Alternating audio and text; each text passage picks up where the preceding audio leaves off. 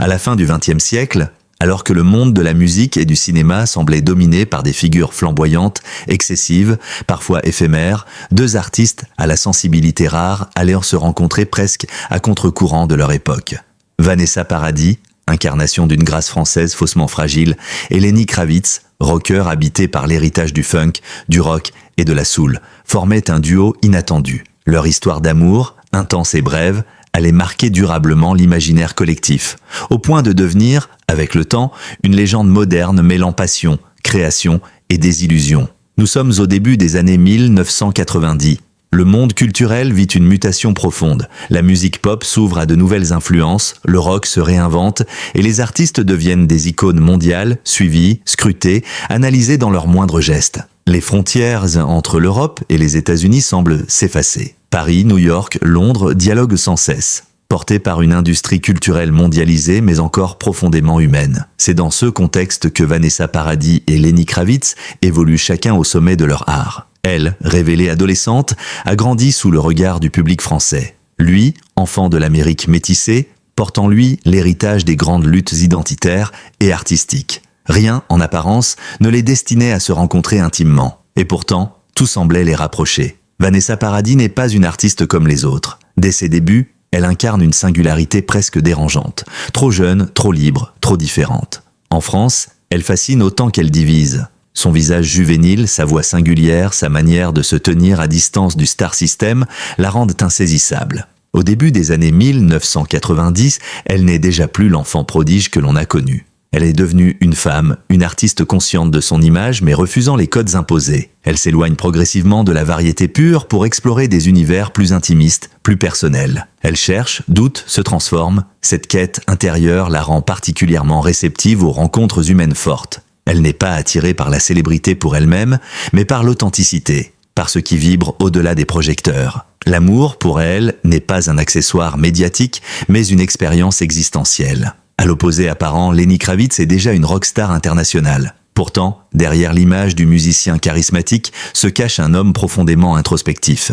Marqué par une enfance entre deux mondes, celui de la bourgeoisie new-yorkaise et celui de la culture afro-américaine, il a toujours cherché à réunir les contraires. Sa musique est un manifeste, liberté, amour, spiritualité, rébellion. Mais cette intensité artistique a un prix. Lenny Kravitz est habité par une forme de solitude presque mystique. Il aime passionnément, mais cette passion est exigeante, dévorante, parfois destructrice. Lorsqu'il rencontre Vanessa Paradis, il ne voit pas seulement une chanteuse française célèbre. Il voit une âme sensible, une femme capable de comprendre ses silences, ses tourments, ses élans créatifs. Les circonstances exactes de leur rencontre ont toujours été entourées d'un certain flou, presque volontaire, comme si les deux artistes avaient souhaité préserver la pureté de cet instant. Ce que l'on sait en revanche, c'est que leur première interaction n'a rien d'un coup de foudre hollywoodien. Il s'agit plutôt d'une reconnaissance mutuelle, d'un échange de regards où chacun perçoit chez l'autre une profondeur rare. Ils parlent de musique, d'art, de solitude. Ils se comprennent sans trop de mots. Très vite, une intimité se crée, loin des clichés. Cette relation naissante ne cherche pas immédiatement la lumière. Au contraire, elle se développe dans une forme de discrétion presque paradoxale compte tenu de leur notoriété. Mais le monde finit toujours par regarder là où bat un cœur sincère. Lorsque leur relation devient publique, l'effet est immédiat. Les médias s'emballent. Le couple fascine parce qu'il incarne une union improbable. La France et l'Amérique, la pop et le rock, la délicatesse et la puissance brute. Les magazines parlent de l'amour transatlantique, de fusion artistique. Mais cette exposition soudaine crée aussi une pression immense. Chaque apparition est analysée, chaque absence commentée. Le public projette sur eux des fantasmes, des attentes irréalistes. Ils deviennent, malgré eux, un symbole. Pour Vanessa Paradis, cette médiatisation est une épreuve. Elle qui a toujours cherché à préserver son intimité se retrouve exposée dans une relation qui, à ses yeux, devrait rester profondément personnelle. Pour Lenny Kravitz, habitué à la scène internationale, la situation est différente, mais non moins pesante. Ce qui frappe, rétrospectivement, c'est l'intensité de leurs liens. Ceux qui les ont côtoyés parlent d'un amour total, presque fusionnel. Ils se nourrissent mutuellement, s'inspirent, se soutiennent. Leur relation est faite de longues discussions nocturnes, de moments de création partagée, de silence aussi. Mais cette intensité contient déjà en germe une fragilité. Aimer à ce niveau d'absolu implique une exposition émotionnelle constante. Aucun des deux n'est prêt à faire semblant, à édulcorer ses sentiments. Or, le monde qui les entoure, lui, ne fonctionne pas selon ses règles. Les différences culturelles, les rythmes de vie incompatibles, les attentes divergentes. Vanessa Paradis aspire à une forme de stabilité, même dans le mouvement. Lenny Kravitz, lui, est en perpétuelle errance créative. Ces différences ne sont pas encore des obstacles. Elles sont perçues comme des richesses. Mais l'histoire nous enseigne que ce qui rapproche peut aussi, avec le temps, séparer. La naissance de l'amour entre Vanessa Paradis et Lenny Kravitz n'est pas seulement une romance de célébrité. C'est la rencontre de deux sensibilités à un moment précis de leur vie. Dans un monde en pleine mutation, lorsque l'on évoque l'histoire entre Vanessa Paradis et Lenny Kravitz, il est impossible de dissocier l'amour de la création. Leur relation n'a jamais été uniquement sentimentale. Elle s'est inscrite dans un dialogue artistique profond, parfois fécond, parfois douloureux, où la musique est devenue à la fois un langage commun et un champ de tension silencieuse. L'histoire quitte le terrain de la rencontre pour entrer dans celui, plus complexe, de la fusion créative. Car aimer, quand on est artiste, ce n'est jamais aimer comme les autres. C'est transformer chaque émotion en matière première, chaque doute en note, chaque battement de cœur en rythme. Dès les premiers mois de leur relation, une évidence s'impose.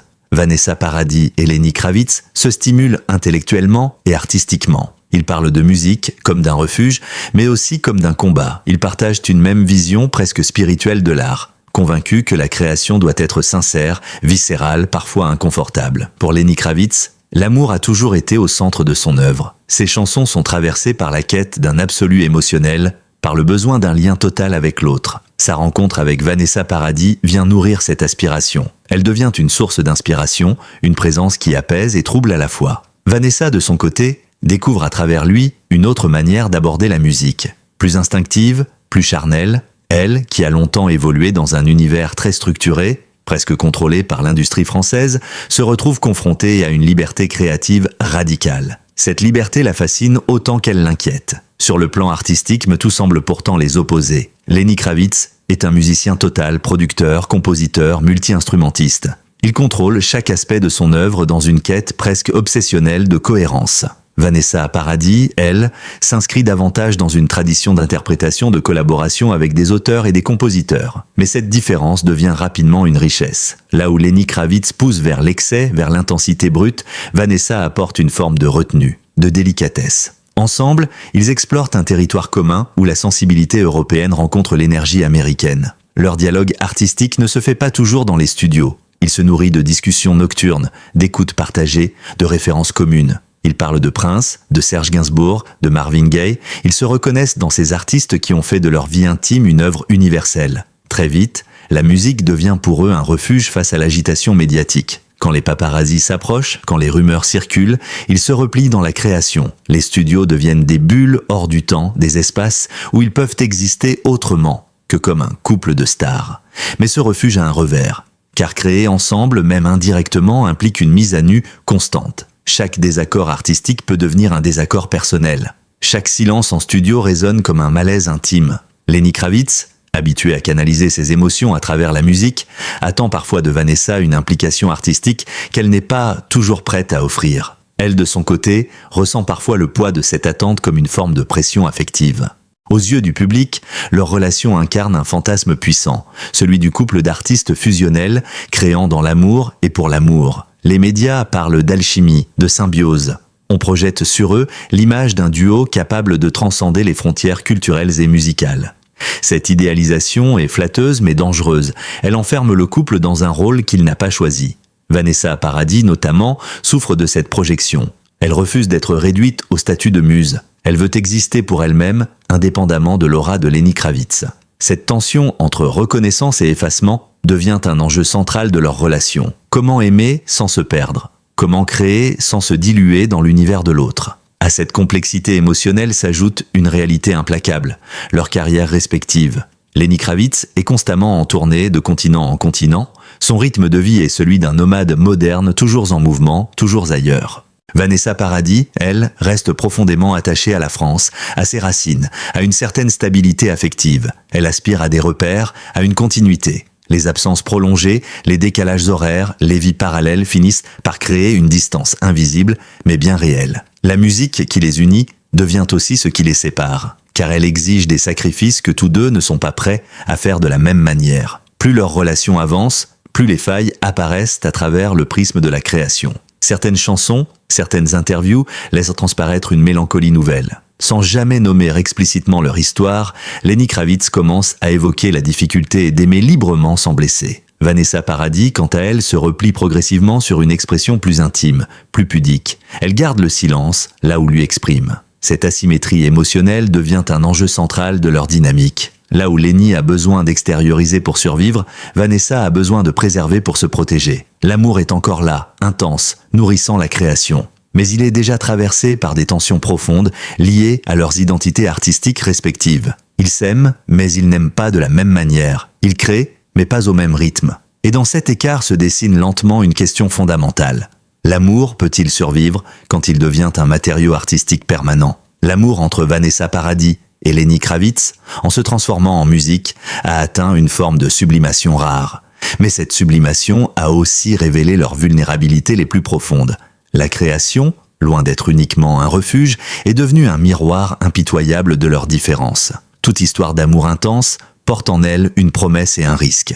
Plus l'élan initial est de fort, plus la chute peut être brutale. Dans le cas de Vanessa Paradis et Lenny Kravitz, les premiers signes de fragilité n'apparaissent pas sous la forme de conflits ouverts ou de scandales. Ils se manifestent autrement, par des silences, des absences, des malentendus que ni l'un ni l'autre ne parvient réellement à formuler. Au départ, leur différence était une richesse. Elle devient progressivement une source de tension. Vanessa Paradis et Lenny Kravitz n'évoluent pas dans les mêmes temporalités émotionnelles. Là où elle cherche la continuité, la construction patiente d'un lien, lui vit dans l'instant, dans l'intensité du présent. Cette divergence n'est jamais explicitement formulée. Elle s'insinue dans les détails du quotidien, des rendez-vous manqués, des appels reportés, des décisions prises seules. Peu à peu, l'idéal romantique qui les avait réunis se heurte à des réalités beaucoup plus prosaïques. Vanessa, profondément attachée à une forme de stabilité affective, commence à ressentir une fatigue émotionnelle. Lenny, quant à lui, peine à comprendre ce besoin de repères fixes. Pour lui, l'amour ne se mesure pas à la présence constante,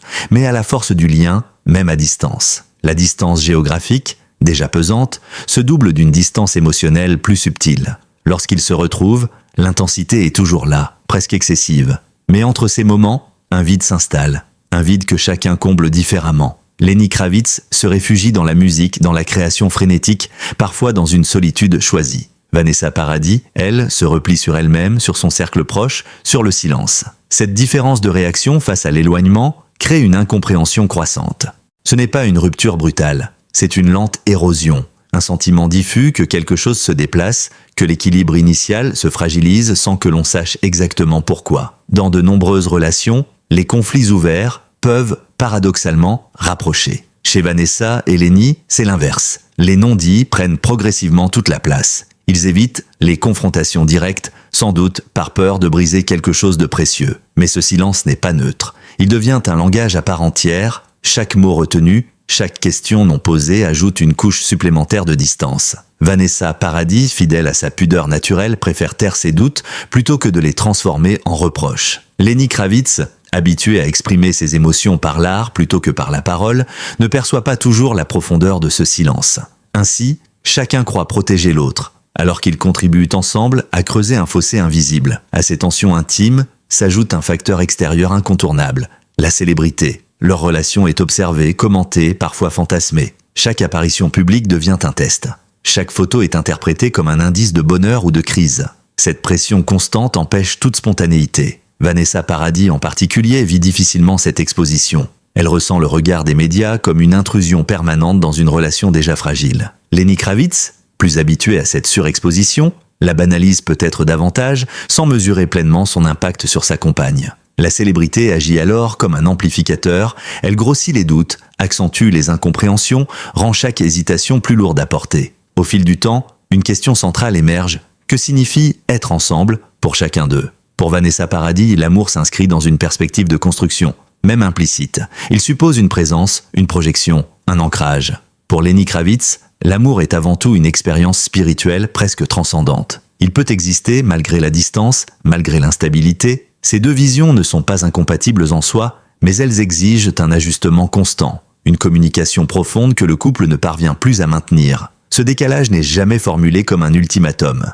Il s'installe progressivement, comme une évidence douloureuse que l'on refuse encore de nommer. Avec le recul, certains signes apparaissent comme des alertes silencieuses. Des interviews où le ton change légèrement, des absences remarquées lors d'événements importants, des déclarations plus vagues, moins incarné. Rien de spectaculaire, rien de scandaleux. Et pourtant, tout est déjà là. L'amour n'a pas disparu, mais il a perdu sa fluidité. Il demande désormais des efforts constants, des ajustements permanents qui finissent par épuiser. Vanessa Paradis commence à ressentir une forme de désillusion. Non pas vis-à-vis de Lenny Kravitz en tant qu'homme, mais vis-à-vis de l'idée qu'elle s'était faite de leur relation. Lenny, de son côté, perçoit cette distance sans toujours en comprendre l'origine exacte. L'une des tragédies silencieuses de cette histoire réside dans ce paradoxe. Ils s'aiment toujours, mais ils ne se comprennent plus vraiment. Le langage commun qui les unissait, la musique, l'art, la passion, ne suffit plus à combler les écarts du quotidien. Ce malentendu profond n'est ni la faute de l'un, ni celle de l'autre. Il est le résultat de deux trajectoires personnelles qui,